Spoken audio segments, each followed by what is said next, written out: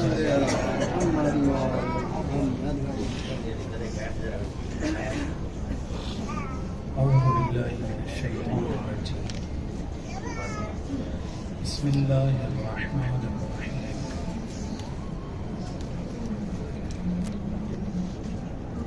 الحمد لله رب العالمين والعاقبة للمتقين والجنة للمؤمنين والنار للمشركين والكافرين والملحدين والمنافقين والغاصبين.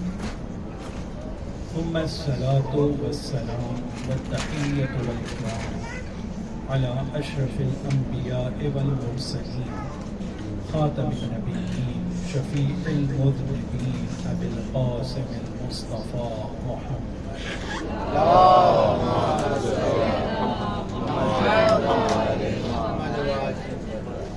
وعلى آل بيته الطيبين الطاهرين المعصومين المظلومين المنتجبين المنتخبين واللعنة الدائمة على أعدائهم أجمعين من يومنا هذا إلى قيام يوم الدين. أما بعد، فقد قال الإمام الحسين سید الشہداء علیہ السلام فی مکہ: من کان باذلا فینا مہجتا وموطنا علی لقاء اللہ نفسا فلیرحل معنا.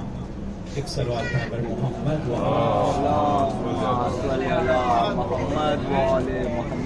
امام حسین علیہ السلام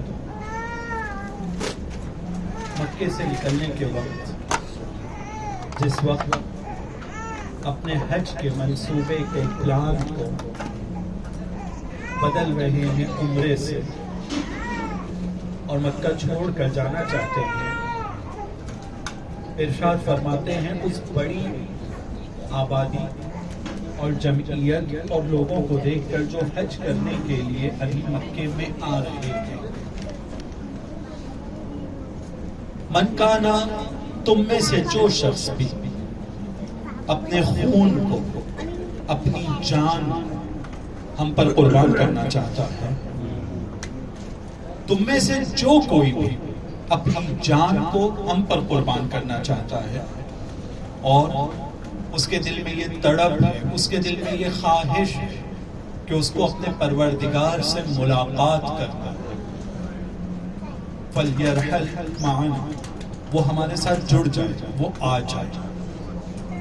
میں کل صبح یہاں سے نکل رہا ہوں انشاءاللہ تعالی، اگر خدا چاہے میں کل صبح نکل رہا ہوں. کل رات میں نے اس سلسلے میں آپ کے سامنے کچھ نکات کو پیش کیا.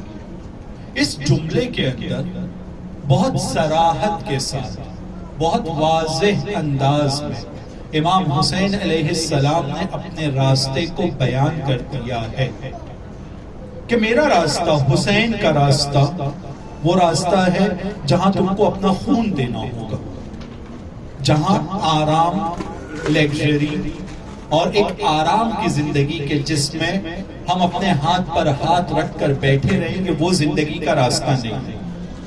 جو شخص بھی تم میں خون دینے کے لیے تیار ہے، اپنی جان ہم پر قربان کرنے کے لیے تیار ہے، اگر کسی کا جگر اتنا مضبوط ہے، کسی کا ایمان اتنا مضبوط ہے، فَلْيَرْحَلْ مَعَنَا، وہ اب ہمارے ساتھ آ جائے. ہم ہر ایرے غیرے کو اپنے ساتھ قبول نہیں کریں گے.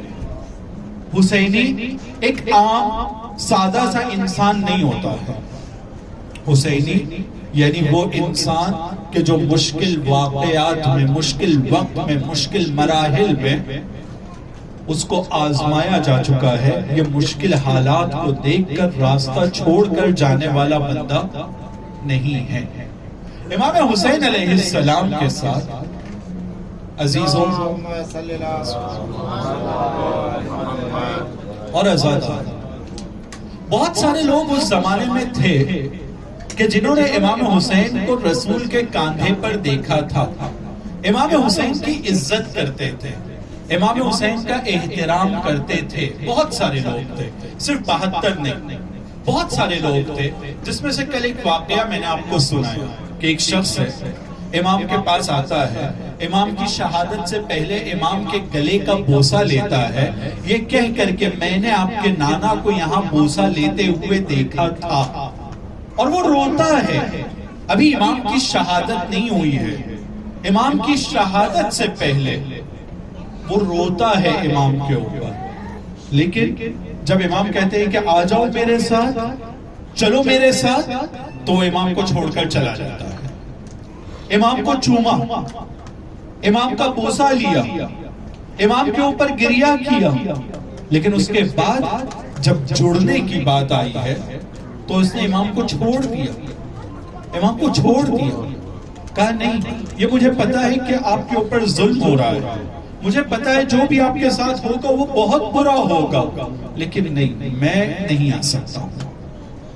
ہم اگر اپنے آپ کو امام حسین کا ماننے والا، چاہنے والا اور ان کے لیے بے چین اور بے قرار محسوس کرتے ہیں تو کم سے کم یہ ایک اہم کوالٹی ہم میں ہونا چاہیے کہ صرف اس انسان کی طرح کہ جو آتا ہے، بوسہ لیتا ہے، روتا ہے اور چھوڑ کر چلا جاتا ہے، ہم پھر وہ نہیں ہیں، ہم الگ ہیں، ہم اس سے آگے ہیں کہ ہم نے بوسہ لیا، ہم نے گریہ کیا، لیکن یہ صرف اس لیے نہیں ہے کہ ہمیں اپنے آپ کو سکون پہنچانا ہے، بلکہ یہ سب ہم نے اس لیے کیا ہے کیونکہ ہم کو امام کو تنہا نہیں چھوڑنا ہے۔ ہم اپنے آپ کو کہتے ہیں کہ امام حسین کے ماننے والے اور ان کے دل سے چاہنے والے لوگ ہیں، تو اب جب امام ہم کو یہ کہہ رہے ہیں کہ فَلْيَرْحَلْ مَعَنَا، آ جاؤ میرے ساتھ، جڑ جاؤ، میرے ساتھ اپنا سفر شروع کر دو، کیونکہ میں نے کل ذکر کیا کہ یرحل کا مطلب ہوتا ہے کہ ایک ایسا سفر شروع ہو رہا ہے ہمارا جو سفر آسانیوں والا سفر نہیں ہے۔ عام طور پہ سفر الگ الگ طریقے کے ہوتے ہیں، کبھی گھومنے جا رہا ہے، کبھی کوئی تفریح کے لیے جا رہا ہے، انٹرٹین کرنے کے لیے جا رہا ہے، لیکن امام اس میں رحلت کا ورڈ یوز کرتے ہیں۔ رحلت، ہم لوگ اس کلمے کی طرف توجہ کیجئے، جب کسی کا انتقال ہوتا ہے تو ہم لوگ کہتے ہیں رحلت کر گیا وہ، رحلت کر گیا۔ رحلت کیوں کہتے ہیں؟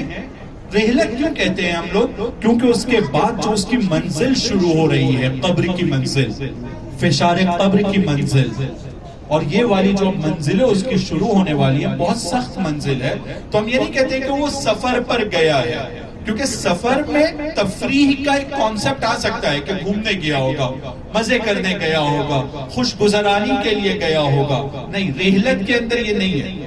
رحلت کے اندر یہ ہوتا ہے کہ جہاں کسی کی رحلت ہوئی، ہم جب کہتے ہیں تو اس کا مطلب یہ کہ اب اس کے سخت سفر اور اس کا سخت مرحلہ شروع ہو گیا ہے۔ سب سے سخت مرحلہ اس کا جو شروع کا قبر کا مرحلہ ہے، جو ہم سب پر آنے والا ہے، پتہ نہیں ہے کس کا پہلے اور کس کا بعد میں، لیکن یقینی ہے کہ ہم سب کا یہ مرحلہ آنے والا ہے۔ ہمیں اپنے بچوں کو بھی، ہمیں اپنے بھائیوں کو، بہنوں کو، جوانوں کو بھی اس مرحلے کی طرف ہمیشہ متوجہ رکھنا ہے۔ موت اور قبر کے بارے میں ذکر ہم لوگوں کے درمیان ایک نارمل سی چیز ہو جانا چاہیے۔ رحلت ہم سب کو کرنا ہے، ہم سب کو جانا ہے، بہت سخت مرحلہ ہے۔ امام حسین کی زیارت کے لیے آئے ہیں، انشاءاللہ قبر میں وہ ہماری زیارت کے لیے آئیں گے۔ ایک صلوات پڑھ کر محمد۔ تو رحلت ایک سخت سفر کو کہتے ہیں۔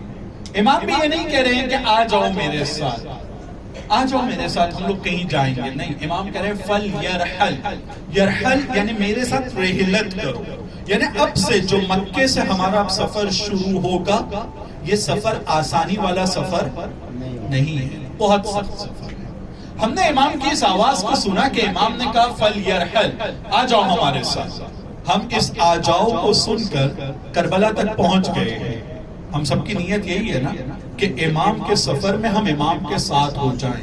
کل میں نے کہا کہ جب امام نے کہا حل من ناصر ینصرنا، تو ہم نے کہا لبیک یا حسین، اے امام حسین، اگر آپ نے آج سے 1400 سال پہلے اس آواز کو بلند کیا تھا مدد کے لیے، تو لبیک یا حسین، آج ہم آپ کی مدد کے لیے تیار ہیں۔ ایک یہ آواز تھی، اب ایک آواز ہے فَلْيَرْحَلْ، آ جاؤ میرے ساتھ سفر شروع کرو۔ تو اب ہم جواب میں کیا کہیں گے؟ انا الرحیل، میں آپ کے ساتھ رحلت کے لیے تیار ہوں، آپ کے ساتھ سفر کرنے کے لیے تیار ہوں۔ رحیل الرحیل، کل اس کے اوپر ذکر کیا کہ الرحیل، ہم سب جتنے لوگ ہیں یہاں پر، امام نے کہا فَلْيَرْحَلْ، آ جاؤ میرے ساتھ، اگر تم اپنی جان ہم پر قربان کرنے کے لیے تیار ہو، اگر تم خدا سے ملاقات کرنا چاہتے ہو، اپنے نفس کو خدا سے ملانا چاہتے ہو، فَلْيَرْحَلْ، آ جاؤ، تو ہم جواب میں کہیں گے الرحیل، ہاں ہم تیار ہیں، ہم آنا چاہتے ہیں۔ آج میں آپ کے سامنے بیان کرنا چاہوں گا کہ ایک انسان جو یہ کہتا ہے کہ الرحیل، انا الرحیل، میں آپ کے ساتھ جڑنے کے لیے تیار ہوں، اس کے اندر کیا کوالٹیز ہونا چاہیے؟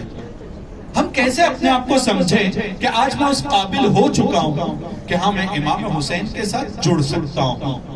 کیونکہ دیکھیے دنیا میں بہت سے لوگ ہیں جو امام حسین سے محبت کرتے ہیں، دنیا میں بہت سے لوگ ہیں جو یہ دعویٰ کرتے ہیں کہ ہم حسین سے محبت کرتے ہیں۔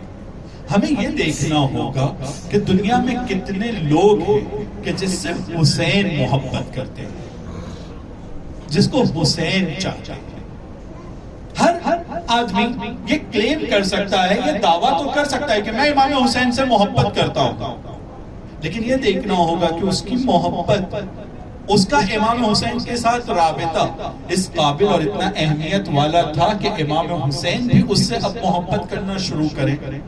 ہم سب جب یہاں پر آئے ہیں تو ہم سب کی ایک خواہش ہے، ایک ہی خواہش ہے کہ جس کی زیارت کے لیے آئے ہیں وہ جب ہم اس کو کہیں السلام علیکہ یا ابا عبداللہ، تو وہ پلٹ کر ہمارے جواب میں ہمیں خوش آمدید کہے۔ ہم سب یہ چاہتے ہیں کہ کربلا میں ہم ان کے خاص بن جائیں۔ بہت لوگ ہیں دنیا میں جو ان کو خاص سمجھتے ہیں، لیکن بہت کم لوگ ہیں دنیا میں جن کو یہ خاص سمجھتے ہیں، بہت کم لوگوں کو یہ خاص سمجھتے ہیں۔ اور ان کو خاص سمجھنے کے لیے ہمیں کوئی بہت بڑی پریکٹس نہیں کرنا ہے، بہت بڑا کام نہیں کرنا ہے۔ میں آج آپ کے سامنے یہی بیان کرنا چاہتا ہوں کہ بہت کچھ کر کے ہم ان کو خوش نہیں کر پائیں گے۔ ہم اگر ایک چھوٹا سا قدم بھی اٹھائیں گے تو ان کی خوشی کے لیے وہ کافی ہے۔ یہ خوش ہو جاتے ہیں، انہیں بہانہ چاہیے خوش ہونے کا، انہیں بہانہ چاہیے اپنے چاہنے والے کو اپنی طرف کھینچنے کا۔ پرابلم ہم لوگوں میں ہے، ہم بارش کے پانی میں کھڑے ہیں لیکن چھتری لے کر کھڑے ہیں تو پانی ہم کو نہیں مل رہا ہے، رحمت نازل ہو رہی ہے لیکن وہ رحمت ہم محسوس نہیں کر رہے ہیں۔ کیوں؟ کیونکہ ہم نے چھتری پکڑا، ہمارے گناہوں کی چھتری ہے ہم لوگوں کے درمیان میں، جو اس رحمت کو جو امام حسین کی طرف سے آ رہی ہے وہ ہم محسوس نہیں کر پا رہے ہیں۔ اور یہ جو اب میں کہہ رہا ہوں کہ ان کو بہانا چاہیے ہے، تو سب سے پہلی کوالٹی کی طرف میں اشارہ کرنا چاہوں گا کہ اگر ہم یہاں پر آئے ہیں اور ہم یہ کہنا چاہتے ہیں امام حسین کو کہ انا الرحیل، مولا آپ نے کہا فَلْيَرْحَلْ، میرے ساتھ جڑ جاؤ، معنا ہمارے ساتھ آ جاؤ، تو ہم سب یہاں جتنے لوگ بیٹھے ہیں ہم یہ پلٹ کر کہنا چاہتے ہیں انا الرحیل، میں آنا چاہتا ہوں، میں آپ کے ساتھ سفر کرنا چاہتا ہوں۔ وہ سفر جو آپ نے مکے سے شروع کیا اور کربلا میں ظاہری طور پر اختتام پر پہنچا ہے، ظاہری طور پر نہیں، وہ سفر آج بھی چل رہا ہے واقعی طور پر۔ لہٰذا آج ہم کہہ رہے ہیں کہ آج بھی ہم اس کاروان میں جڑنا چاہتے ہیں۔ ہم کہتے ہیں نا یا لیتنی کنت معکم، اے کاش میں آپ کے ساتھ ہوتا، اے کاش میں آپ کے ساتھ ہوتا۔ آج ہم لوگوں کے پاس موقع ہے ان کے ساتھ ہونے کا۔ کچھ کوالٹیز ہیں جو اپنے اندر لانا ہے۔ سب سے پہلی کوالٹی جو ہمیں اپنے اندر لانا ہے اور وہ کوالٹی ہے کہ ہمیں اس بات کا احساس ہونا چاہیے کہ ہماری اب تک کی زندگی، میں یہ اپنے لیے کہہ رہا ہوں، واقعاً اپنے لیے کہہ رہا ہوں اور امید ہے کہ کسی کے لیے انشاءاللہ فائدہ مند ہو۔ سب سے پہلی کوالٹی کہ ہم اس بات کا احساس کریں کہ واقعاً اب تک جو میں تھا اس میں مجھے اب اپنے آپ کو بدلنا ہوگا۔ میں وہ نہیں تھا کہ جو ہونا چاہیے تھا، میں وہ تھا کہ جو اپنے من کے حساب سے، اپنے دل کے حساب سے، اپنے آرام کے حساب سے زندگی گزارتا تھا۔ لیکن امام حسین علیہ السلام کو کون چاہیے؟ امام کہتے ہیں من کانا بازلا فینا محجت، تم میں سے کون ہے جو اپنی جان ہم پر قربان کرنے کے لیے تیار ہے. ہم سب اپنے گریبان میں جھانکے. بہت آسان ہے یہ کہنا کہ امام حسین پر جان قربان کریں گے، لیکن بہت سخت ہے اس پر عمل کرنا. بہت سخت ہے اس پر عمل کرنا کہ میں اپنی جان کو امام پر قربان کروں گا. ایک بہت بڑے عالم تھے، وہ عالم یہ کہتے ہیں کہ میں ہمیشہ یہ سوچتا تھا کہ اگر کربلا کے میدان میں ہوتا تو جناب زہیر اور جناب سعید نے جو کام کیا ہے وہ کام تو بہت آسان کام تھا. کیا کام کیا جناب زہیر نے؟ کیا کام کیا جناب زہیر اور جناب سعید نے؟ ظہر کی نماز کے وقت مولا جب نماز پڑھنا چاہتے ہیں تو اس نماز کا اہتمام کروانے میں بہت بڑا کردار ادا کیا ہے. یہ کیا کہ آگے کھڑے ہو گئے مولا کے، اور کھڑے ہونے کے بعد کہا کہ مولا آپ نماز پڑھیے. پورا وہ جو گروہ ہوتا، پورا وہ جو قافلہ تھا کربلا کے افراد کا، اہل حرم کا، اصحاب کا، ان کو کہا آپ نماز پڑھیے اور ہم آپ کے سامنے کھڑے ہو جائیں گے. جو بھی تیر آئے گا آپ مت گھبرائیے، ہم اس کو روکیں گے، ہم اس کو روکیں گے. تو یہ عالم کہتے ہیں کہ اگر میں بھی کربلا میں ہوتا، بہت بڑے عالم تھے، بولے اگر میں بھی کربلا میں ہوتا تو کم سے کم یہ کام تو میں امام حسین کے لیے کر دیتا. صرف فرق یہ ہے کہ زہیر کو موقع مل گیا اور مجھے وہ موقع نہیں ملا. میں دنیا کے اعتبار سے، زمانے کے اعتبار سے کربلا کے واقعے کے بعد دنیا میں آیا. اگر میں اس زمانے میں دنیا میں آ جاتا، پیدا ہو جاتا، تو میں بھی کربلا میں امام کو جوائن کر لیتا، اور کرنے کے بعد یہی کام جو زہیر نے کیا یہ آفر میں دیتا اور میں امام کے سامنے کھڑا ہو جاتا. توجہ کیجئے، یہ کہتے ہیں کہ بس اسی سوچ میں تھا، کشمکش میں تھا، ذہن میں یہ خیال میرے بار بار آ رہا تھا کہ میں یہ چاہتا ہوں کہ امام حسین کے اوپر ان کے ساتھ مل کر، ان کے کاروان میں جڑ کر ایک بہت بڑے منصب تک کے، ایک بہت بڑے مقام تک کے پہنچ جاؤں. میں یہ چاہ رہا تھا، اور اسی عالم میں مجھ پر ہلکی سی نیند طاری ہوتی ہے، ہلکی سی نیند طاری ہوتی ہے. اس عالم میں وہ یہ دیکھتے ہیں کہ کربلا کا میدان ہے، وہ مشاہدہ کرتے ہیں کہ کربلا کا میدان ہے. ایک طرف یزیدیوں کا ایک بڑا لشکر کھڑا ہوا ہے اور جو اپنی جبہے بندی کر چکا ہے، فرنٹس اپنے تیار کر چکا ہے، اور دوسری طرف امام حسین کا ایک مختصر سا لشکر ہے. وہی واقعات جو کربلا کے میں نے سن رکھے تھے یا پڑھ رکھے تھے. میں نے دیکھا کہ ایک شخص امام کے پاس جاتا ہے، جانے کے بعد کہتا ہے کہ مولا نماز کا وقت ہو گیا ہے.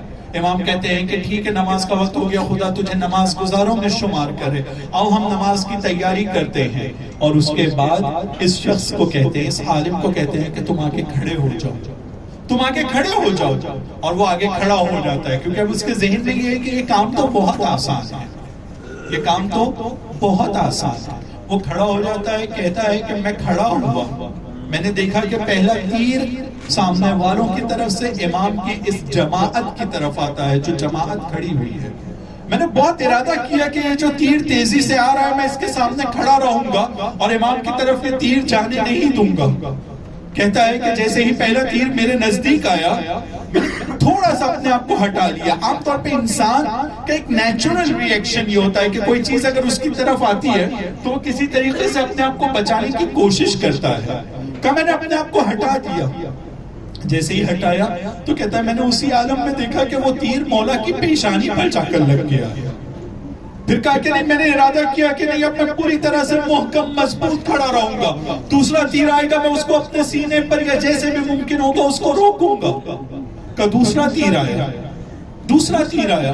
بہت ارادہ کر کے کھڑا تھا، لیکن نیچرل ری ایکشن، ایک چیز سامنے سے آتی ہے انسان اپنے آپ کو ہٹا دیتا ہے. میں نے پھر ہٹایا، وہ تیر جا کے مولا کے سینے پر لگ گیا. میں گھبرا کر اٹھ گیا کہ نہیں مولا، مجھ سے بہت بڑی غلطی ہو گئی، بہت بڑی غلطی ہو گئی. کہ میں یہ سوچ رہا تھا کہ جناب زہیر کا کام یہ ایک بہت چھوٹا سا کام تھا. عزیزو، نیچرل ری ایکشن کے مقابلے میں ایک نیچرل ری ایکشن ہوتا ہے، ایک چیز ایک کی طرف جاتی ہے تو وہ اپنے آپ کو بچاتا ہے. پلک، مثال کے طور پہ ہم لوگوں کی آنکھ کی طرف کوئی چیز ہے، کیسے پلک جھپکتی ہے اور ایک چیز ہم لوگ کی آنکھ میں گھسے جا رہی ہو، انگلی کوئی ہم لوگوں کی آنکھ میں ڈالے جا رہا ہو اور ہم سے یہ کہا جائے کہ پلک نہ جھپکاؤ، پلک نہ جھپکے. سب کہیں گے کہ یہ کیسے ہو سکتا ہے کہ آنکھ کے نزدیک کوئی چیز آئے، انگلی آنکھ کے نزدیک کوئی آنکھ میں ڈالنے کی کوشش کرے اور ہم پلک نہ جھپکے. نہیں، یہ نہیں ہو سکتا ہے. اب آپ تصور کیجئے کہ جناب زہیر نے کیا کام کیا. ایک طرف سعید کھڑے ہیں, ایک طرف جناب زہیر کھڑے ہوئے ہیں, اور اگر کوئی تیر آتا ہے تو نیچرل ریئیکشن یہ ہے کہ اپنے آپ کو ہٹاؤ, لیکن ایک کہتا ہے کہ سعید دیکھو تیر تمہاری طرف سے جا رہا ہے, سعید مولا کی طرف نہیں جانا چاہیے. تو کبھی اپنے سر کو تیر کی طرف لے کر جاتے ہیں, کبھی اپنے ہاتھ کو لے جاتے ہیں, کبھی اپنے سینے کو لے جاتے ہیں اور اس تیر کو روکنے کی کوشش کرتے ہیں. اور روایت میں ملتا ہے کہ جب تک وہ نماز کے لیے محافظ کا, گارڈ کا کام کر رہے تھے, ایک تیر بھی مولا کی طرف جانے نہیں دیا گیا. بہت سخت کام ہے دکھنے میں, لیکن یہ کون ہے زہیر؟ جناب زہیر کون ہے؟ جناب زہیر اس ہستی کا نام ہے کہ جو آج سے کچھ وقت پہلے تک کے تیسرے خلیفہ کے بہت نزدیکی لوگوں میں شمار ہوتے تھے. تیسرے خلیفہ کے ساتھ اٹھا بیٹھا کرتے تھے, ان کے ساتھ ان کا رابطہ بہت اچھا تھا, امام حسین سے محبت کرتے تھے, امام حسین کا احترام کرتے تھے, جانتے تھے یہ رسول کا نواسا ہے.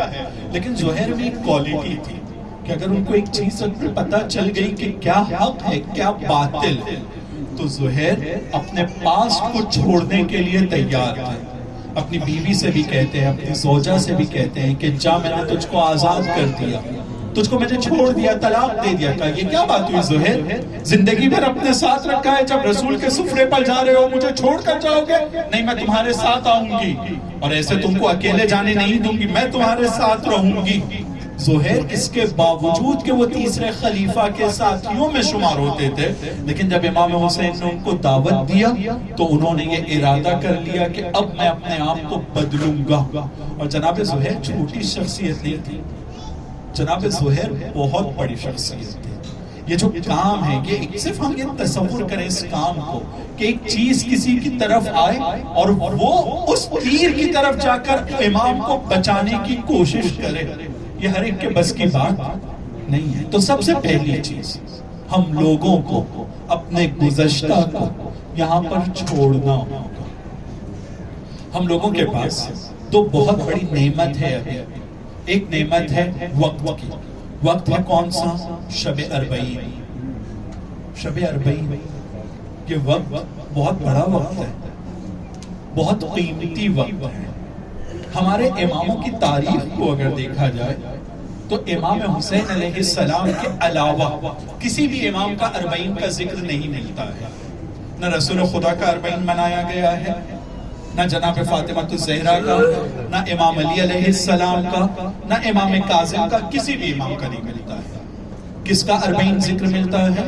امام حسین کا. اور یہ کیوں ہے ایسا؟ کیونکہ امام حسین کے بعد جتنے امام آئے ہیں ان اماموں نے اس کے اوپر تاکید کیا ہے. مثلا پانچویں امام چوتھے امام کا اربعین بنا سکتے تھے, پانچویں امام دوسرے امام کا, جناب زہرا کا, امام علی کا, رسول خدا کا, لیکن تمام اماموں کی یہ کوشش رہی ہے کہ اگر ان کے گھر میں کوئی مصیبت آئی ہے تو انہوں نے اس مصیبت کے وقت بھی امام حسین کی مصیبت کو یاد کیا ہے, اور امام حسین کی مصیبت کو ایک بہت بڑے پیمانے پر برگزار کرنے کی تاکید کی ہے. تو یہ وقت شب اربعین ہم لوگ وقت کے اعتبار سے بہت بڑی نعمت کے ساتھ میں بیٹھے ہوئے ہیں. اور یہ مکان بھی وہ مکان ہے جہاں پر امام حسین علیہ السلام کا روضہ اور بین الحرمین اور ابو الفضل العباس ہے. ہم اس مقام پر بیٹھے ہیں. وقت کے اعتبار سے, مکان کے اعتبار سے ہم ان کچھ خوش قسمت لوگوں میں سے ہیں کہ جن کو یہ توفیق ملی ہے کہ اس وقت یہاں پر آ سکیں. ہم اگر تصور کریں تو اس جگہ پر بیٹھے ہوئے ہیں کہ جس جگہ پر جناب حر نے یہ فیصلہ لیا تھا کہ آج مجھے یزید کے لشکر کو چھوڑنا ہے. لوگ ان کو بہکانے کے لیے آتے ہیں کہ تم بہت شجاع ہو, تم ایسے کیوں کانپ رہے ہو, کیوں لرز رہے ہو, کیوں تھرا رہے ہو. لوگ بہکانے کی کوشش کرتے ہیں, لیکن جناب حر کہتے ہیں اور یہ ثابت کرتے ہیں, شجاعت بازو کی شجاعت کو نہیں کہتے ہیں. شجاعت یعنی اپنے وقت کے امام کے ساتھ جڑ جانا. شجاعت یعنی اپنے وقت کے امام کے ساتھ جڑ جانا. حضرت عباس کی شجاعت ہم سب نے سنا ہے کہ بازوؤں کے اعتبار سے بہت شجاع انسان تھے. اگر کسی کو ایک ہاتھ سے دھکا مارتے تھے وہ کئی میٹر دور جا کر گرتا تھا, اور ایسوں کو بہت سو کو انہوں نے واصل جہنم کیا ہے. لیکن جناب عباس کی شجاعت ان کے بازوؤں سے زیادہ ان کے نفس کی شجاعت تھی. آسان کام نہیں تھا جو دوسری کوالٹی میں بیان کرنا چاہتا ہوں. پہلی کوالٹی یہ ہے کہ اپنے آپ کو بدلنا ہے, دوسری کوالٹی یہ کہ اپنی شجاعت کو سمجھنا ہے, اپنے آپ کو شجاع بنانا ہے. شجاع یعنی کیا؟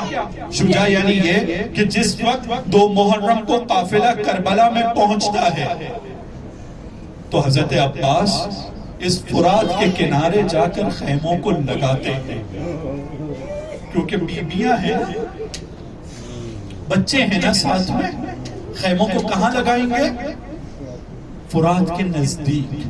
اور جب 4 محرم کو شمر ملعون آتا ہے اس حکم کے ساتھ کہ خیموں کو فرات سے اٹھانا ہوگا, تو وہی عباس امام حسین کے حکم کے مطابق, وہی عباس جس نے ان خیموں کی کیلوں کو گاڑا تھا صرف اس لیے کہ میرے مولا نے اب خیمے کو اکھاڑنے کہا ہے یہاں سے, تو ان خیموں کو اکھاڑا ہے اور اکھاڑ کر خیمے گاہ کی طرف جا کر لگایا ہے.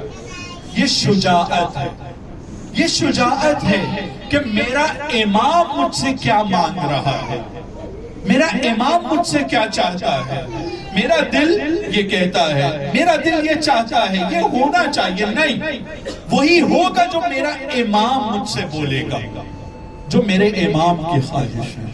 شجاعت یعنی یہ کہ آتے ہیں, آنے کے بعد کہتے ہیں کہ مولا مجھے رن میں جانے کی اجازت دیجیے. امام کہتے ہیں کہ تم میرے لشکر کے علمدار ہو عباس, تمہیں کیسے مقتل میں جانے کی اجازت دوں گا. روایت میں ملتا ہے کہ 11 مرتبہ, کچھ روایت میں ملتا ہے 17 مرتبہ صبح سے لے کے شام تک کے عصر تک کے آ کر اجازت مانگا. ہر بار امام نے یہ جواب دیا کہ تم میرے مقتل, تم میرے لشکر کے علمدار ہو عباس. جب آخری بار آتے ہیں تو ہر بار جب امام حسین یہ کہتے تھے خیمے سے باہر نکل جاتے تھے سر کو جھکا کر حضرت عباس. لیکن اب جب آئے اور جب اب امام نے یہ جواب میں کہا کہ تم میرے لشکر کے علمدار ہو عباس, جواب کچھ نہیں دیا لیکن اپنے سر کو جھکا کر خیمے کے در پر بس کھڑے ہو گئے.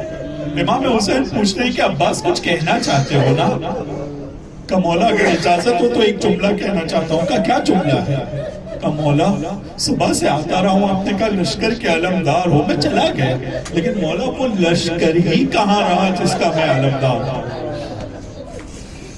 مولا وہ لشکر ہی کہاں رہا جس کا میں علمدار ہوں. آپ نے ہمیشہ مجھے یہ کہہ کر واپس کیا, لشکر ہی کہاں رہا.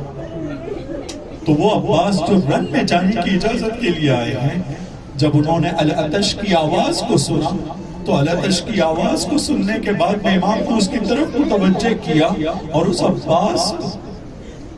عباس کو جو مقتل میں جانے کی اجازت مانگ رہے, تو ان کو جب کہا کہ جاؤ پانی کی سبیل کرو, تو اپنی اس ڈیوٹی کو بھی, اپنی اس ذمہ داری کو بھی انہوں نے بخوبی انجام دینے کے لیے قبول کیا ہے.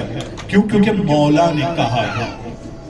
عباس کربلا یہ وہ مقام ہے جو ہم کو یہ بتاتا ہے شجاعت یعنی یہ کہ میرا مولا مجھ سے جو کہے گا, میرا مولا مجھ سے جو چاہے گا میں اس کام کو کروں گا. چاہے شب عاشور زہیر جناب عباس کے ساتھ بیٹھ کر یہ کہیں کہ عباس کیا تم جانتے ہو کہ تم کو مولا علی نے خاص دن کے لیے طلب کیا تھا, خاص دن کے لیے طلب کیا تھا. تو جناب عباس کا جواب کیا تھا کہ اتشجعنی, کیا تم مجھے شجاعت یاد دلاؤ گے. ایک انگڑائی لیتے ہیں, روایت کے جملے ہیں کہ ایک انگڑائی لیتے ہیں, وہ جو لوہے کا لباس فوجی پہنا کرتے ہیں تاکہ سامنے والے دشمن کے وار سے بچائیں, جس کو زرہ کہتے ہیں, اور خود جو پہنے ہوئے زرہ پہنے ہوئے تھے, کہتے ہیں ایک انگڑائی لیتے ہیں اور اس کی جو کیلیں تھی, اس کی جو زنجیریں تھی حضرت عباس کی انگڑائی سے وہ ٹوٹتی ہیں, اور حضرت عباس کہتے ہیں کہ کل کا دن تو نمودار ہونے دینا, پھر دیکھنا کہ میرے والد نے مجھے جس دن کے لیے طلب کیا تھا میں اپنی ذمہ داری کو کیسے انجام دوں گا۔ رات کو ان کو یہ ذکر ہے ان کے ساتھ میں، اور رات میں اس طرح کی شجاعت کا تصور ہے، لیکن جب دوسرے دن مولا نے کہا پانی کی سبیل کرو تو عباس نے بے چون چرا، یہ نہیں کہا کہ کیوں، مولا مجھے لڑنے دیجئے، میں اس دن کے لیے آیا تھا، مولا میں تلوار سے راستے کو فراہم کروں گا، کہا نہیں تلوار نہیں جائے گی۔ علم کے اوپر بھی نصر من اللہ و فتح قریب اب نہیں ہے۔ اب اپنے ہاتھ سے امام ایک الگ خط کو تحریر کرنے کے خلاف ہے، لیکن اب حضرت عباس کو اس راستے کے لیے بھیجا گیا ہے جہاں تلوار سے کام نہیں کرنا ہے، لیکن عباس نے اس کو قبول کیا۔ آپ جب ہم یہاں سے زیارت کے لیے جاتے ہیں اور انشاءاللہ اربعین کے دوسرے دن جب آرگنائزرز مل کر ایک زیارت کو ہم لوگوں کے لیے اعلان کریں گے جانے کے لیے، تو میں کچھ جملے ہیں جو روزے کے اوپر لکھے ہوئے ہیں اس کی وضاحت کرنے کی کوشش کروں گا، لیکن ایک جملہ جب ہم اس دروازے سے نکلتے ہیں اور جو سامنے ہم لوگوں کے پہلا دروازہ آتا ہے، آپ لوگوں نے نوٹ کیا ہوگا، دیکھا ہوگا وہاں کیا جملہ لکھا ہوا ہے؟ السلام علیکہ، سلام ہو آپ پر حضرت عباس، یا ساقیہ عطاشا کربلا، کربلا کے پیاسوں کو پانی پلانے والے آپ پر سلام، کربلا کے پیاسوں کو پانی پلانے والے آپ پر سلام۔ ایک ہم لوگوں کے درمیان مشہور ہے کہ چونکہ یہ ساقی کربلا تھے، ان کی ذمہ داری ان کو دی گئی تھی کہ پانی کی کوئی سبیل کرے۔ ایک عالم نے بہت عجیب جملہ کہا ہے اور میں اس کو ذکر کرنا چاہتا ہوں۔ اے کربلا کے پیاسوں کو پانی پلانے والے، اے کربلا کے پیاسوں کو سیراب کرنے والے، تو وہ عالم یہ کہتے ہیں کہ یہ جتنے زائر آتے ہیں، یہ جتنے زائر ہیں جن میں سے ہم سب بھی ہیں، ہم سب کربلا کے پیاسے ہیں، ہم کربلا کو سمجھنا چاہتے ہیں، ہم کربلا کو جاننا چاہتے ہیں، ہم کربلا کی معرفت کو اپنے اندر بڑھانا چاہتے ہیں۔ تو وہ کہتے ہیں کہ اگر تم میں سے کوئی شخص بھی کربلا کو صحیح سمجھنا چاہتا ہے، کربلا کو صحیح سے جاننا چاہتا ہے، تو حضرت عباس ساقی کربلا ہے۔ یہ ہم سب کی پیاس کو کربلا کی بجھا سکتے ہیں۔ ہم اگر کربلا کو سمجھنا چاہتے ہیں تو ہمیں حضرت عباس کے دروازے سے آگے بڑھنا ہوگا، ہمیں حضرت عباس کے ذریعے سے کربلا کی اپنی پیاس کو مٹانے کی کوشش کرنا ہوگا۔ حضرت عباس کے لیے ایک شجاعت کا ذکر ملتا ہے کہ حضرت عباس وہ ذات تھی جو بہت شجاع، کربلا کے میدان میں امام حسین کے بعد میں، اور بقیہ کچھ حضرات جو خدا بہتر جانتا ہے، لیکن جو لشکر میں موجود افراد تھے ان میں ذکر ملتا ہے کہ حضرت عباس سب سے شجاع انسان تھے، سب سے شجاع۔ حضرت عباس کی شجاعت سب سے بڑی یہ تھی کہ حضرت عباس اپنے مولا کی بات کو ہر حالت میں ماننے کے لیے تیار تھے، ورنہ تلوار کی شجاعت وہ روایت میں ملتا ہی نہیں ہے، کیونکہ انہوں نے تلوار اس طرح سے چلائی نہیں ہے۔ کربلا میں ان کو وہ اجازت نہیں ملی تھی، صفین کے واقعات میں کچھ ملتا ہے لیکن کربلا میں نہیں ملتا ہے۔ حضرت عباس کو اگر آج ہم شجاع کہتے ہیں اور ان کی شجاعت کا لوہا ہم مانتے ہیں، تو ان کی شجاعت کا لوہا ہم یہ مانتے ہیں کہ انہوں نے اپنے مولا کے آگے اپنے نفس کو پوری طرح سے سرنڈر کر رکھا تھا۔ جو میرا مولا کہے گا، جو جناب زینب کی منشا ہوگی، جو جناب زینب کہیں گی۔ اور کچھ جگہ پر ہم نے یہ دیکھا ہے کہ ایک مرتبہ مولا جب وہ خیموں کو اکھاڑنے کی بات آتی ہے، یا ایک روایت میں ملتا ہے شب عاشور جب اپنے لشکر کی طرف، لشکر کے لیے وہ سامنے والے افراد امام حسین پر شب عاشور حملہ کرنا چاہتے ہیں، تو ایک روایت میں اس وقت ملتا ہے کہ جناب زینب کے ذریعے سے حضرت عباس کو واپس بلایا تھا تاکہ اپنی بات کو حضرت عباس تک کے پہنچا سکے۔ لیکن اب ایک اور کوالٹی جو حضرت عباس میں پائی جاتی ہے اور جس کے لیے بہت تاکید کی گئی ہے کہ فَلْيَرْحَلْ مَعَنَا، اگر ہم یہ کہتے ہیں کہ انا رحیل، میں آپ کے ساتھ اپنے سفر کو شروع کرنا چاہتا ہوں، تو ہم کو معلوم ہونا چاہیے کہ شب عاشور امام حسین کے ساتھ کون لوگ تھے، کیسے لوگ تھے؟ اب ذرا تصور کیجئے کہ ایک انسان ہے، ایک چھوٹا سا کاروان ہے، اس چھوٹے سے کاروان کو شب عاشور امام حسین لے کر بیٹھے ہیں، لے کر بیٹھنے کے بعد آپس میں یہ گفتگو کرتے ہیں کہ سنو، یہ جتنے لوگ ہیں نا، یہ مجھے مارنا چاہتے ہیں، یہ میرے خون کے پیاسے ہیں، تمہارے خون کے پیاسے نہیں ہیں، تم اگر مجھ کو چھوڑ کر چلے جاؤ گے، تم یہاں سے چلے جاؤ گے تو تمہاری جان بچ جائے گی۔ توجہ کیجئے گا اس روایت کی طرف کہ تم اگر آج مجھ کو چھوڑ کر چلے جاؤ گے تمہاری جان بچ جائے گی، تم بچ جاؤ گے۔ لوگوں کو جب یہ آفر دیا امام حسین نے تو لوگوں نے اس آفر کو قبول نہیں کیا، نہیں مانا۔ تھوڑی دیر کے بعد امام حسین علیہ السلام اس آفر کے ایک نئے مرحلے میں جاتے ہیں۔ نئے مرحلے میں جانے کے بعد کیا کہتے ہیں؟ کیا کہتے ہیں؟ اپنی ہتھیلی کو لوگوں کے سامنے کرتے ہیں۔ ایک روایت ہے ہتھیلی کی، ایک روایت ہے دو انگلیوں کو اس طرح سے کرتے ہیں، انگلیوں کے درمیان لوگوں کو انگلیوں کو بتاتے ہیں۔ ایک روایت یہ ملتی ہے کہ نہیں آسمان کی طرف اشارہ کرتے ہیں، تینوں روایت میں، لیکن آگے کی باتیں بالکل کامن ہیں، بالکل سیم ہیں تینوں روایتوں۔ ہتھیلی کو آگے کرتے ہیں، انگلیوں کے درمیان اشارہ کرتے ہیں یا آسمان کی طرف بتاتے ہیں، کہتے ہیں حبیب چھوڑ کر مجھے چلے جاؤ، چلے جاؤ، جنت میں تمہارا وہ مقام ہے، جنت میں تمہارا اس جگہ درجہ ہے، میں جنت کا سردار تمہیں جنت کا وعدہ کرتا ہوں کہ تمہیں جنت ملے گی، تمہیں جنت مل گئی حبیب، جنت میں تمہارا یہ مقام ہے، زہیر جنت میں تمہارا یہ مقام ہے۔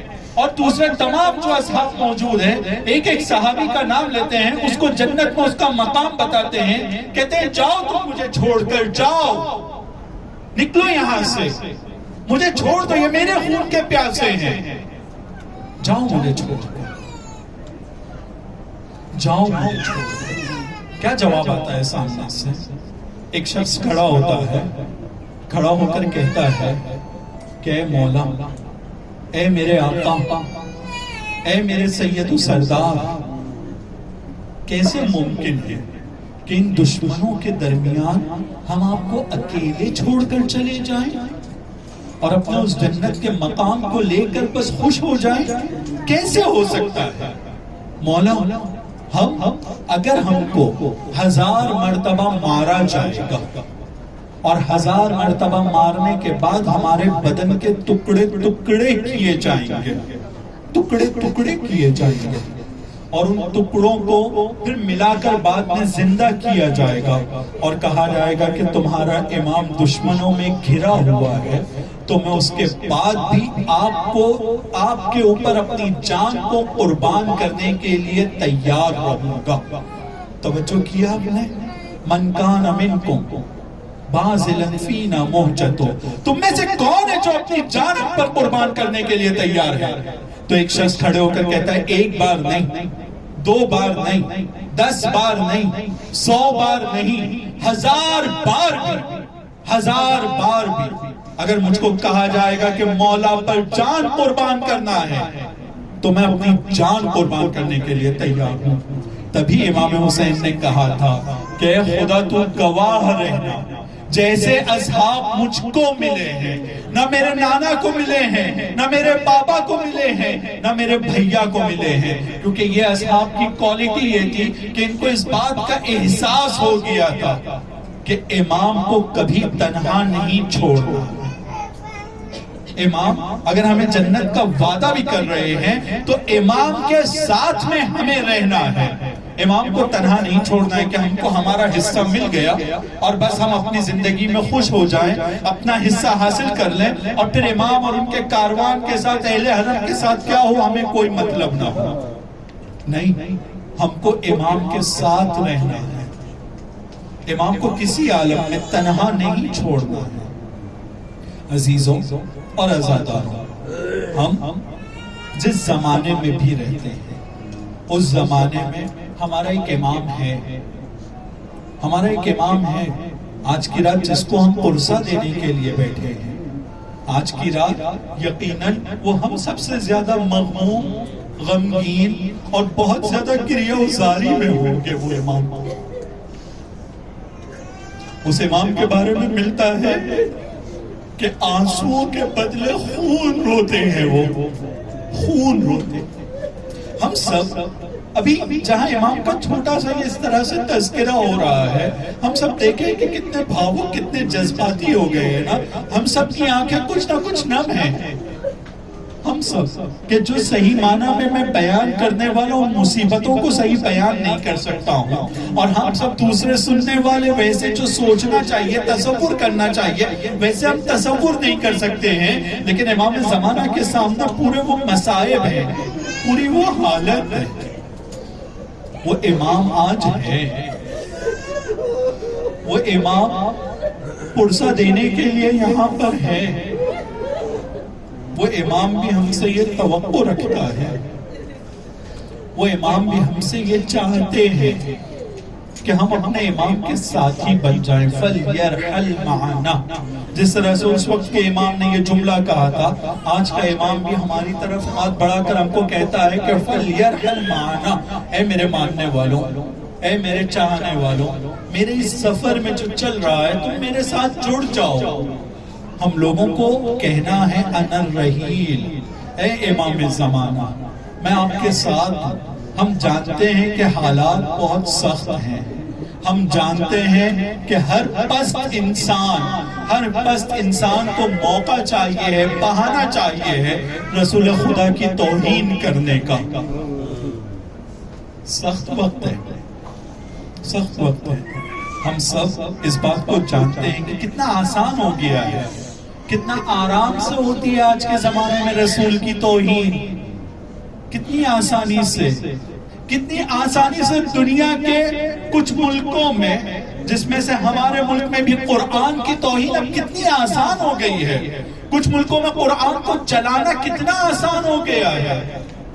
اب ذرا تصور کیجئے کہ نیزے پر جس کی تلاوت مولا حسین نے کیا تھا، اور ہم اس مصیبت کو سن کر گریہ کرتے ہیں، جس کی تلاوت نیزے پر مولا حسین نے کیا تھا، آج اس کو جلانا کتنا آسان ہو گیا ہے۔ اور یہ پست لوگ، یہ لعین افراد، یہ چھوٹی فکر کے لوگ کتنی آسانی سے اس کام کو کرتے ہیں۔ لیکن امام زمانہ کے دل پر کیا گزرتی ہوگی جب وہ دیکھتے ہوں گے کہ میرے جج رسول خدا کا مذاق اڑایا جا رہا ہے، ان کی توہین کی جا رہی ہے، جب وہ یہ دیکھتے ہوں گے کہ قرآن کو چلایا جا رہا ہے، کیا گزرتی ہوگی۔ اور پھر ہم سے کہتے ہوں گے کہ آؤ میرے ساتھ آ جاؤ میرے ساتھ۔ ہم سب کی ذمہ داری ہے کہ ہم سب اپنی معرفت کو قرآن کے لیے بڑھائیں۔ ہم سب کی ذمہ داری ہے کہ جس ماحول میں، جس جگہ ہم رہتے ہیں، وہاں رسول کے بارے میں پڑھیں اور دنیا کو بتائیں کہ اس دنیا کے اندر رسول سے زیادہ درد والا انسان، درد مند انسان انسانیت کے لیے کوئی نہیں آیا ہے۔ رسول ہم سب کے لیے، ہر انسان کے لیے، ہر دوسرے انسان کے مقابلے میں زیادہ درد مند تھے۔ وہ اپنے اوپر پتھروں کو، وہ اپنے راستے میں کانٹوں کو برداشت کرنے کے لیے تیار تھے، لیکن دوسرے تمام انسانوں کو جہالت سے نکالنے کے لیے جو قربانی رسول نے اور ان کے خاندان نے دی ہے، کوئی نہیں دے سکتا تھا وہ قربانی، کوئی نہیں دے سکتا تھا وہ قربانی۔ ہم سب کو اس بات کی ذمہ داری ہے، ہم سب پر، کہ ہم سب اس بات کو سمجھیں کہ ہماری ذمہ داری ہے کہ رسول خدا کے اس راستے کو اور رسول خدا کو پہچانوانے کے لیے امام حسین کے جملے ہیں نا، ہم سب نے سنا ہے۔ مدینے سے نکلنے کے وقت کہتے ہیں کیوں نکل رہا ہوں میں مدینے سے؟ تاکہ اپنے نانا کے دین میں اصلاح کروں اور ان کے راستے پر چلوں اور اپنے بابا کے راستے پر چلوں۔ یعنی امام حسین جیسی ذات اپنی جان کو قربان کرنے کے لیے تیار ہے اپنے نانا کے راستے کو بچانے کے لیے۔ دعائے عرفہ میں امام حسین کہتے ہیں کہ خدا تو نے مجھ پر بہت ساری نعمتوں کو نازل کیا ہے، میرے ماں باپ نعمتیں، یہ سانس، یہ دنیا، یہ بدن اور دوسری بہت ساری نعمتیں تو نے مجھ کو دیا ہے، لیکن سب سے بڑی نعمت جب امام کہتے ہیں تو ایک نعمت کی طرف اشارہ کرتے ہیں، کہتے ہیں کہ تیری بڑی نعمتوں میں سے ایک نعمت یہ تھی کہ تو نے مجھے رسول کے بعد اس دنیا میں بھیجا ہے، رسول جیسی نعمت کو تو نے مجھے درک کرنے دیا ہے۔ رسول ایک بہت بڑی نعمت ہے. قرآن کے اندر خداوند عالم جہاں نعمتوں کو گناتا ہے فَبِأَيِّ آلَاءِ رَبِّكُمَا تُكَذِّبَانِ، اور بہت ساری نعمتوں کو تو کہتا ہے کہ کن کن نعمتوں کو جھٹلاؤ گے، لیکن کچھ نعمتوں کو گناتے ہوئے کہتا ہے کہ ہم نے تم پر احسان کیا ہے. صرف نعمت دیا نہیں ہے بلکہ احسان کیا ہے. ان نعمتوں میں سے ایک نعمت کے جس کو خدا کہتا ہے کہ ہم نے تم پر احسان کیا ہے، ہم نے تم کو یہ زندگی دے کر، یہ بدن دے کر، یہ ماں باپ دے کر، یہ دنیا دے کر، یہ کائنات دے کر نہیں، بلکہ رسول کو دے کر تم پر ہم نے احسان کیا ہے. رسول کی نعمت سب سے بڑی نعمت ہے جو خدا نے ہم کو دیا ہے. اور سوچئے کہ اس نعمت کو جو خدا نے ہم کو سب سے بڑی نعمت دیا ہے، اس نعمت کو کس طرح سے اس کی توہین کرنا آسان ہو گیا ہے. یقیناً جس نے بھی ان سے ٹکر لی ہے، اگر وہ قابل ہدایت نہیں تھے تو خدا نے ان کو نیست و نابود کیا ہے اور کرے گا.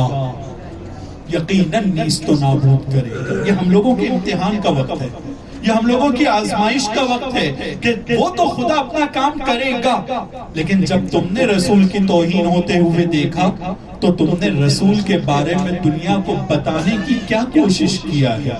یہ ہمارا امتحان ہے، ہم سے پوچھا جائے گا کہ جب رسول کی توہین ہو رہی تھی، قرآن کی توہین ہو رہی تھی، تو خدا کہتا ہے میں قرآن کی حفاظت کروں گا، لیکن ہم سے یہ پوچھے گا کہ جس زمانے میں تم زندہ تھے اور قرآن کی توہین ہو رہی تھی تم نے کیا کیا ہے. تو عزیزوں، امام زمانہ ہم سے کہتے ہیں جب بھی رسول کی توہین ہوتی ہوگی، جب بھی قرآن کی توہین ہوتی ہے، جب بھی مقدسات کی توہین ہوتی ہے، تو سب سے زیادہ جس کا دل دکھتا ہے وہ ہمارے اور آپ کے وقت کے امام کا دل دکھتا ہے. اور یقیناً وہ اس وقت آواز دیتے ہیں فَلْيَرْحَلْ مَعَنَا، کون ہے تم میں سے جو میرے ساتھ اس کٹھن سفر میں میری مدد کے لیے میرے ساتھ جڑے گا. تو ہم میں یہ آواز ہونا چاہیے، یہ جذبہ ہونا چاہیے کہ ہم پلٹ کر کہیں انا الرحیم، میں آپ کے ساتھ آنے کے لیے تیار ہوں، میں ان مشکل چیزوں کو جھیلنے کے لیے تیار ہوں، میں دنیا کو آپ کا راستہ بتانے کے لیے تیار ہوں، میں رسول کی عزت، رسول کی عظمت، رسول کے احترام کے لیے جو کچھ مجھ سے ہو سکتا ہے وہ کرنے کے لیے میں تیار ہوں. قرآن کی عزت، احترام کے لیے میں تیار ہوں. ایک اور چیز اور اس کے ساتھ اپنی بات کو میں تمام کروں گا. ایک اور کوالٹی، وہ کوالٹی اس کے بعد اس کو کنکلوڈ کر دوں کہ یہ جو کوالٹی تھی کہ وقت کے امام کو تنہا نہیں چھوڑنا ہے ہم کو، چاہے ہمیں ہمارا حصہ مل جائے، جبکہ ابھی ہمیں یقین بھی نہیں ہے کہ ہم جنت کے حقدار ہوئے بھی ہیں یا نہیں، کیونکہ رونے والا تو عبداللہ ابن عمر بھی تھا، بوسہ دینے والا تو وہ بھی تھا، لیکن وہ چھوڑ کر چلا گیا ہے. ہم سب کی دعا ہے کہ ہم سب کے آنسوؤں کو جگہ ملے رومال جناب سیدہ میں، تاکہ یہ آنسو ہمارے معرفت والے آنسو، ہر آنسو کو وہاں جگہ نہیں ملتی ہے، ہر رونے والے کو نہیں ملتی ہے. عبداللہ ابن عمر کے آنسو کو وہ جگہ نہیں ملی ہے کیونکہ اس نے امام کو چھوڑ دیا ہے. ہم یہ چاہتے ہیں کہ ہمارے آنسوؤں کو جگہ ملے رومال سیدہ میں. جب ہم یہ چاہتے ہیں تو ہمارے لیے یہ ضروری ہے کہ ہم اس بات کا ارادہ کریں کہ کسی بھی عالم میں اپنے وقت کے امام کو تنہا نہیں چھوڑنا ہے، وقت کے امام کے ساتھ ہمیشہ جڑے رہنا ہے. ایک آخری کوالٹی جو امام کے اصحاب میں پائی جاتی تھی وہ کوالٹی ہے ایک طریقے سے سیکریفائس کرنے کی، ایثار کرنے کی. جو چیز ان کو اچھی لگتی تھی اپنی زندگی میں سب سے زیادہ، اس چیز کو اللہ کے راہ میں دے دینا ہے اللہ کی راہ میں. یہ کانسیپٹ، یہ سوچ، یہ تصور کہ آج میرے پاس جو کچھ بھی ہے اس میں میرا کیا ہے، میرا کیا ہے.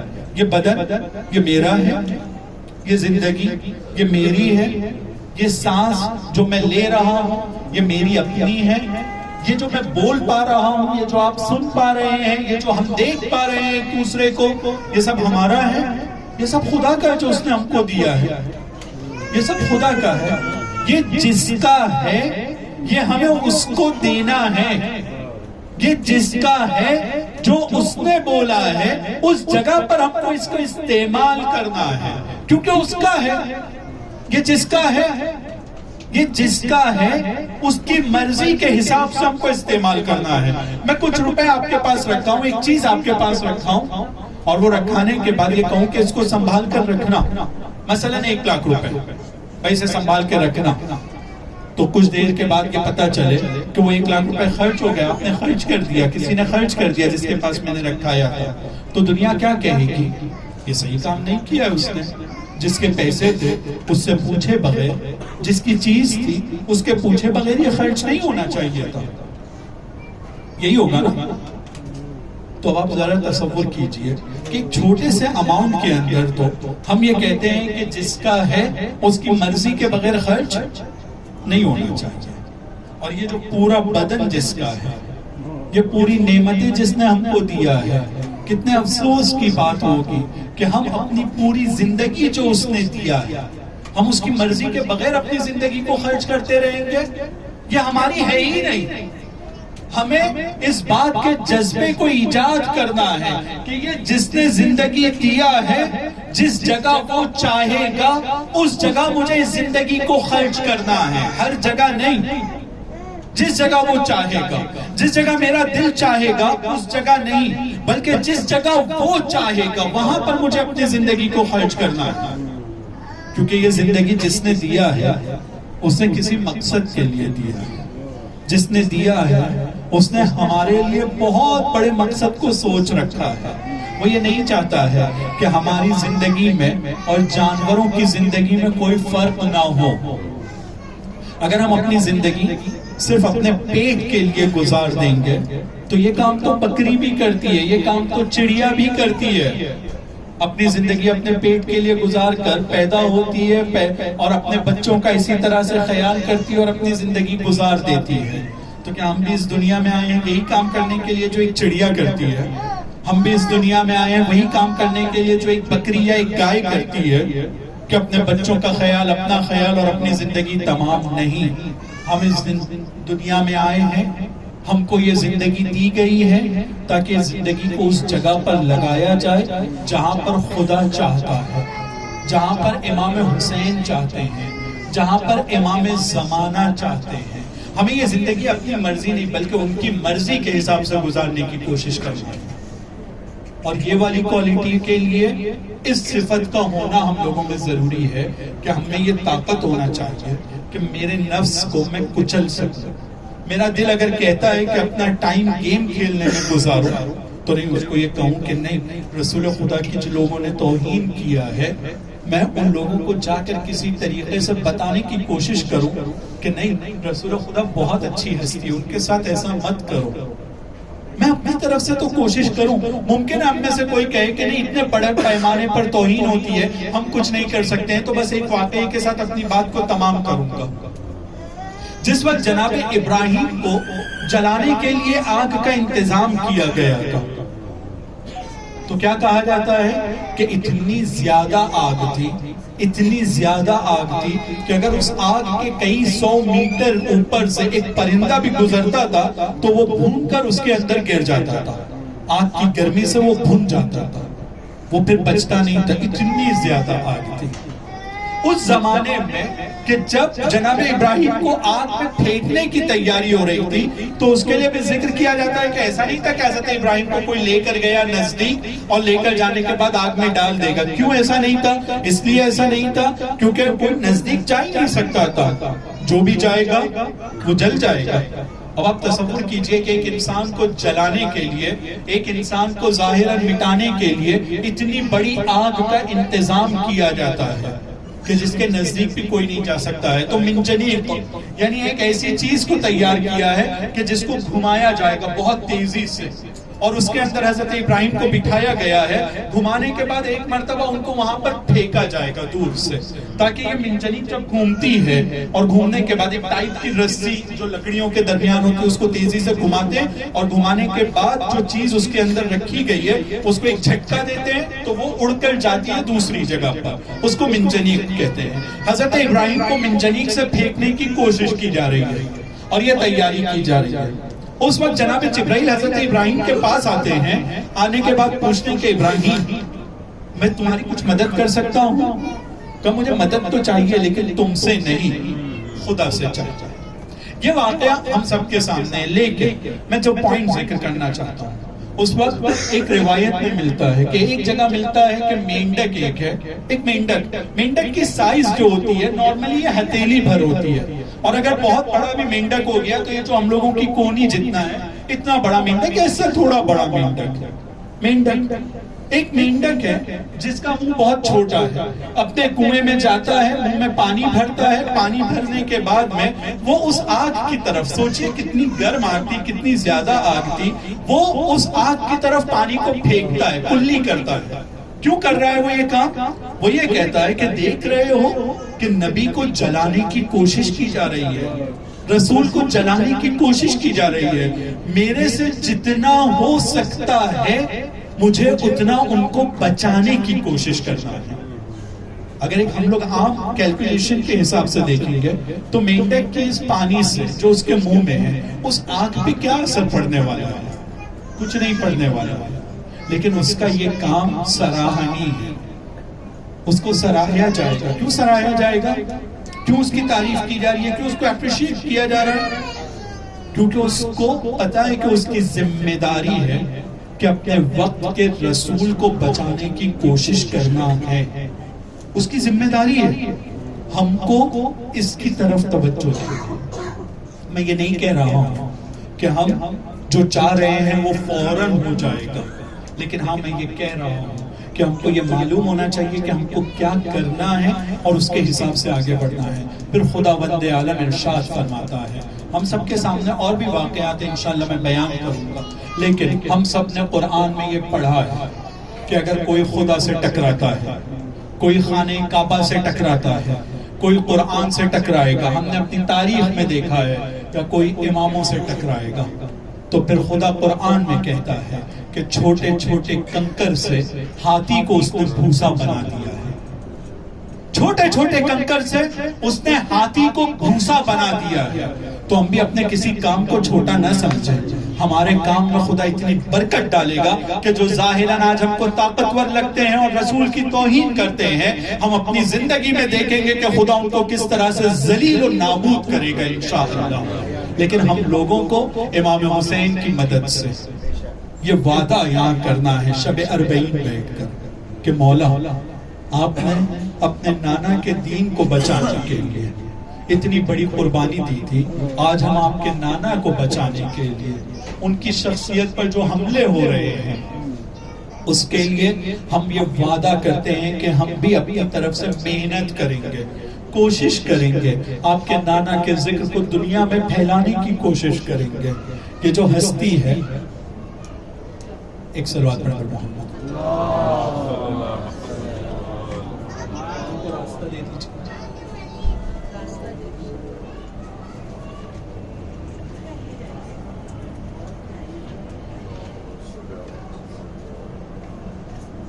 اور ایک صلوات پڑھ محمد۔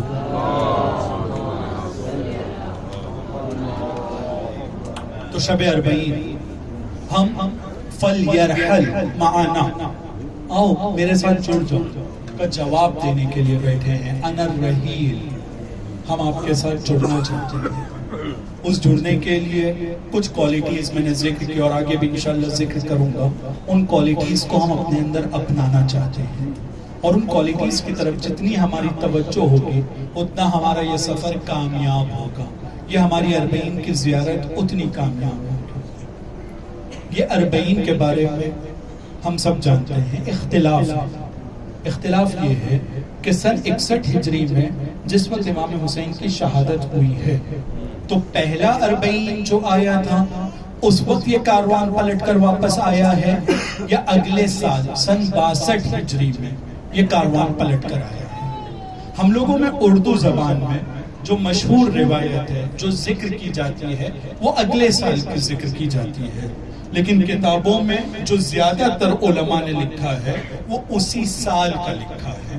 اس کے پیچھے علماء ایک نقطہ بیان کرتے ہیں، اور وہ نقطہ یہ بیان کرتے ہیں کہ جناب امام حسین علیہ السلام کی شہادت کے بعد امام سجاد جناب زینب، جناب فاطمہ کبریٰ، جناب ام کلثوم، توجہ کیجئے گا، صرف مرد افراد نہیں بلکہ بیویوں کا ذکر یہاں پر بہت زیادہ تاکید سے ہے، خواتین کا ذکر۔ علماء کہتے ہیں کہ اگر جناب زینب نہ ہوتی تو کربلا میں دفن ہو جاتی۔ کربلا کو کربلا سے نکالنے والی ذات اور کربلا کو دنیا تک کے پہنچانے والی ذات، وہ کون ہے؟ جناب زینب سلام اللہ علیہ، ایک خاتون ہے۔ یعنی کربلا میں جتنا مردوں کی شہادت اور اصحاب حسین، انصار حسین، جوانان بنی ہاشم کی شہادت کا، اس کی عظمت ہے، اس کا معیار ہے۔ جناب زینب اگر نہ ہوتی تو کربلا میں دفن ہو جاتی۔ جناب زینب نے بہت بڑی قربانی پیش کی ہے، میں بھی ذکر کروں گا لیکن اس روایت کو اور اس نقطے کو ذکر کرنا چاہتا ہوں۔ جناب زینب کے بارے میں ملتا ہے، علماء کہتے ہیں کہ ان کے خطبوں میں، ان کے بیانات میں وہ تاثیر تھی، وہ امپیکٹ تھا، وہ اثر تھا کہ یزید کچھ ہی دنوں میں مجبور ہو جاتا ہے ان کو آزاد کرنے کے لیے۔ کچھ ہی دنوں میں، وہ ان کو زیادہ دنوں تک کے قید نہیں رکھ پا رہا تھا، کیونکہ اگر قیدی بنا کر رکھتا تو اس کی حکومت کا تختہ اسی وقت پلٹ جاتا۔ شام کے لوگ اب یزید کو اپنا خلیفہ نہیں مانتے، لہٰذا اس نے دیکھا کہ بھلائی اسی میں کہ ان کو جتنا جلدی ہو سکے ان کی مرضی کے حساب سے ان کو واپس بھیج دیا جائے۔ لہٰذا اکثر علماء یہ کہتے ہیں، کچھ علماء کہتے ہیں اگلے سال کی روایت بھی، کتابوں میں وہ روایت بھی ملتی ہے، لیکن ہمارے اکثر علماء کہتے ہیں کہ اسی سال یزید کو مجبور کیا ہے جناب زینب نے کہ وہ ان کو جلد از جلد آزاد کر دے۔ اگر وہ آزاد نہیں کرتا تو اس کی حکومت کا تختہ پلٹ جاتا۔ تو دو روایتیں ہیں، یا اسی سال واپس آئی ہیں یا ایک روایت ہے کہ اگلے سال واپس آئی ہیں، جس وقت بھی واپس آئی ہیں۔ ان دونوں روایتوں میں ایک نقطہ ملتا ہے کہ جس وقت جناب زینب کربلا کے نزدیک پہنچی ہے تو جناب زینب سے پہلے ایک شخص ہے جو یہاں پر زیارت کے لیے آ چکا تھا، اور ان شخص کا بہت بڑی حیثیت ہے جناب جابر ابن عبداللہ انصاری، جنہوں نے رسول خدا کو بھی دیکھا تھا، ان کے بھی صحابی تھے، امام علی کے بھی صحابی تھے، امام حسن کے بھی صحابی تھے، امام حسین کے بھی صحابی تھے، امام زین العابدین کے بھی صحابی تھے، اور رسول خدا نے ایک مرتبہ جناب جابر ابن عبداللہ انصاری کو کہا تھا کہ اے جابر، میں دیکھ رہا ہوں کہ تم میرے پوتے محمد سے ملو گے، یعنی امام باقر سے، جب تم محمد سے ملنا تو میرا سلام محمد کو پہنچانا۔ یعنی انہوں نے امام باقر کو بھی درک کیا تھا اور دیکھا تھا۔ جناب جابر ابن عبداللہ انصاری جن سے حدیث قصہ نقل ہوئی ہے، بہت بڑی ہستی تھی۔ جناب جابر ابن عبداللہ انصاری اپنے غلام عطیہ کے ساتھ، کسی نے کہا ہے کہ ان کا شریک سفر تھا، کسی نے کہا ہے کہ ان کے غلام تھے، اپنے غلام کے ساتھ یا شریک سفر کے ساتھ میں جناب جابر ابن عبداللہ انصاری پہلے یہاں پہنچ جاتے ہیں، اور وہ امام حسین کی زیارت کر رہے تھے، وہ امام حسین کی قبر پر تھے۔ اسی اثنا میں یہ دوسرا کاروان بھی وارد ہوتا ہے۔ بس ازادار، یہ جو کاروان ہے، دو کاروان ہیں۔ پہلا کاروان ہے جناب جابر ابن عبداللہ انصاری کا، کہ جو امام حسین سے گفتگو کر رہے تھے اس وقت، اس گفتگو کو ابھی میں آپ کے سامنے بیان کروں گا، اور پھر جو دوسرا کاروان ہے اس کاروان کے بارے میں کچھ جملے بیان کروں گا۔ یقیناً آپ سب نے یہ محسوس کیا ہے کہ جب سے یہ مجلس شروع ہوئی ہے، ہمارے بزرگ بھائیوں نے، محترم بھائیوں نے جس طرح کے یہاں پر نوحے اور سلام کو پیش کیا ہے، آپ سب کی آنکھیں اسی وقت سے نم ہیں، سب اسی وقت سے کربلا میں اپنے آپ کو محسوس کر رہے ہیں، اور گریہ آپ لوگوں کا جاری تھی۔ لیکن وہ کچھ جملے جو جناب جابر ابن عبداللہ انصاری کے ہیں، ان جملوں کو میں ذکر کرنا چاہتا ہوں۔ جناب جابر ابن عبداللہ انصاری کے بارے میں ملتا ہے کہ جس وقت وہ امام حسین کی زیارت کے لیے آئے تھے تو ان کی آنکھیں صحیح سے دیکھ نہیں پا رہی تھی، وہ بہت بزرگ ہو چکے تھے، ان کی عمر زیادہ ہو چکی تھی۔ امام حسین کی قبر کے اوپر بیٹھتے ہیں، بیٹھنے کے بعد کچھ اشعار پڑھتے ہیں، کچھ جملے ہیں، ان کا ترجمہ بس میں آپ کو سنانا چاہوں گا۔ پہلا جملہ یہ ہے کہ اے میرے دوست حسین، اے میرے حبیب حسین، جس سے میں بہت محبت کرتا ہوں حسین، تم پر میرا سلام ہو حسین۔ میں نے یہ کیا سنا ہے تمہارے بارے میں حسین کہ تم کو کیسے مارا گیا حسین؟ میں نے یہ سنا ہے کہ تمہاری گردن کی رگوں کو تمہارے شانوں کے اوپر بہتے ہوئے خون کے ساتھ چھوڑ دیا گیا تھا، یعنی تمہارے تن و سر میں جدائی کر دی گئی تھی۔ حسین کیوں نہیں دے رہے ہو میرے سلام کا جواب؟ پھر خود کہتے ہیں کہ ہاں تم کیسے جواب دے سکتے ہو؟ تمہارے سر کو در بدر شہر پر شہر گھمایا گیا ہے، تم کیسے میرے سلام کا جواب دو گے؟ بس عزادارو یہ مرضی اور یہ سلام امام حسین کا جناب جابر پڑھ رہے ہیں کہ عطیہ کہتا ہے کہ میں نے ایک آہٹ محسوس کیا کہ کوئی کاروان آ رہا ہے، کچھ لوگ آ رہے ہیں۔ جناب جابر کی معرفت تھی، انہوں نے کہا کہ اس قبر سے مجھے دور کی طرف لے جاؤ، مجھے آوازوں سے محسوس ہو رہا ہے کہ اہل حرم واپس آ رہے ہیں۔ عزادارو جناب زینب نے قبر سے ایک فاصلے کے اوپر اپنے آپ کو کربل کی زمین پر گرا دیا تھا۔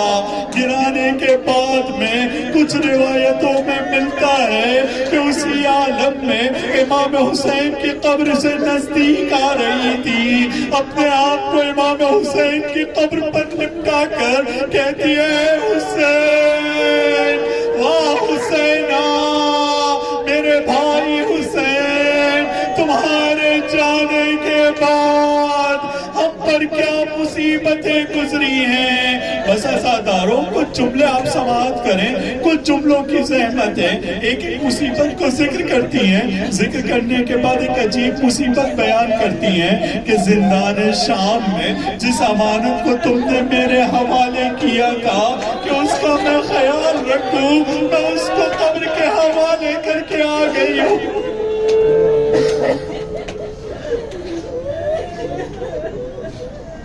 اجرکم اللہ۔ بس عزاداروں کچھ جملے، عزاداروں یہ 40 جو لوگ کرنے کے لیے آئے تھے پہلے، ہم لوگوں کی طرح اس طرح سے آرام سے نہیں بیٹھے تھے۔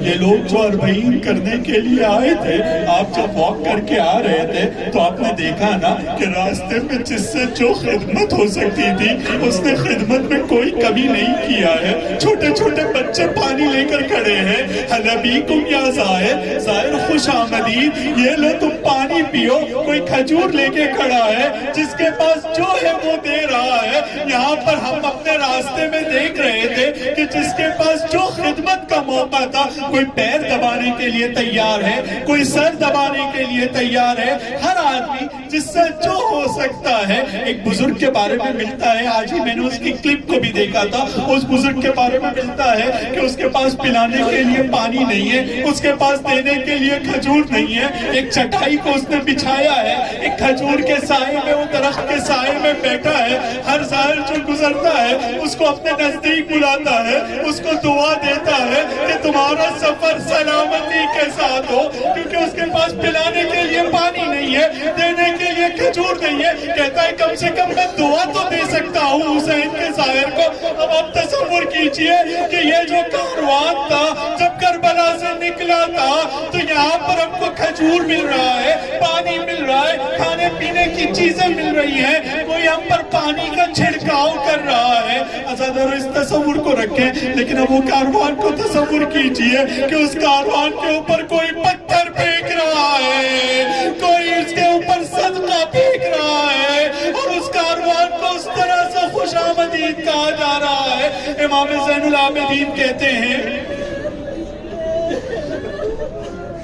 امام زین العابدین کہتے ہیں، اب بس اس مصیبت کے ساتھ اپنی بات کو تمام کر رہا ہوں۔ امام زین العابدین کہتے ہیں کہ جس وقت ہم شام میں وارد ہوئے تو شام کو اس طرح سے سجایا گیا تھا کہ جیسے باغیوں کو لایا گیا ہے، خارجیوں کو لایا گیا ہے، جو اسلام کے خلاف کھڑے ہوئے ہیں ان کو لایا گیا ہے، ایک جشن کا ماحول بنایا گیا ہے، اور لوگوں کو یہ کہا گیا ہے کہ ان کے ساتھ جیسا سلوک کرنا چاہتے ہو سلوک یوں کرو تو کوئی پتھر پھینک رہا تھا.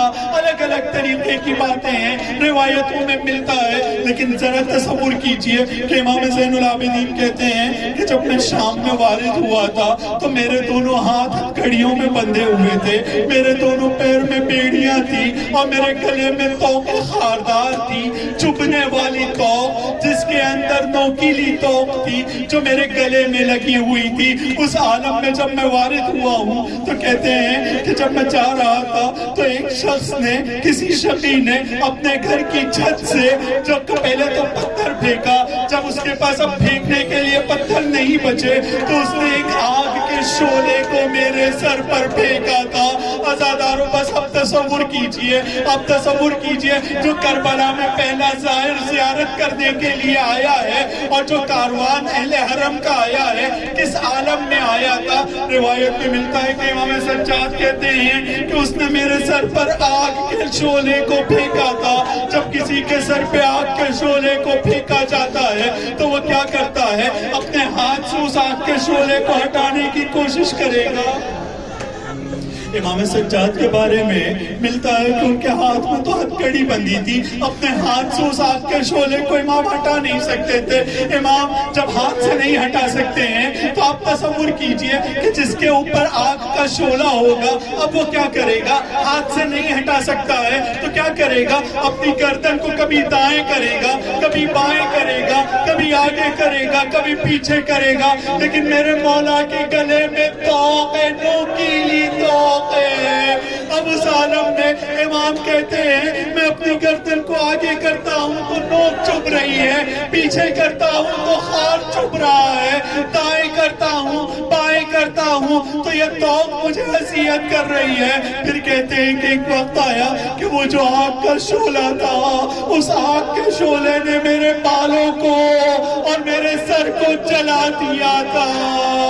اب ذرا سوچئے کہ ہم پر یہاں پانی کا چھڑکاؤ ہے, نعمتوں کی بھرمار ہے, ہم یہاں زیارت کے لیے آئے ہیں, لیکن سید سجاد اپنے جلے ہوئے سر کے ساتھ میں اس سکینہ کو شام میں چھوڑ کر جس کے سامنے مشک کے پانی کو بہا تو دیا تھا لیکن ایک قطرہ بھی پینے نہیں دیا ہے, اب زیارت کے لیے آئے ہیں. الا لعنت اللہ على القوم الظالمين وسيعلم الذين ظلموا أي منقلب ينقلبون.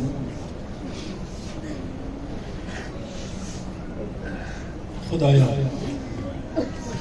اس اربعین کی شب میں کربلا جیسے مقدس مقام پر تو نے ہم کو آنے کی توفیق تو عطا کیا ہے, لیکن خدا زیارت اربعین کے ساتھ وہ آثار جو اس زیارت کے اندر جو ہمیں اپنے امام کے ساتھ کرتے اسے ہمیں عطا کر.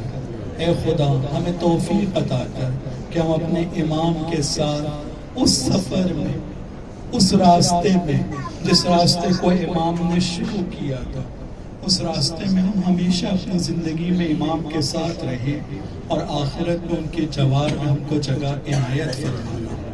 امام زمانہ کے ظہور میں تعجیل فرما, ہمیں ان کے آوان و انصار, مددگاروں اور ان کی رکاب میں شہادت کا درجہ نصیب فرما.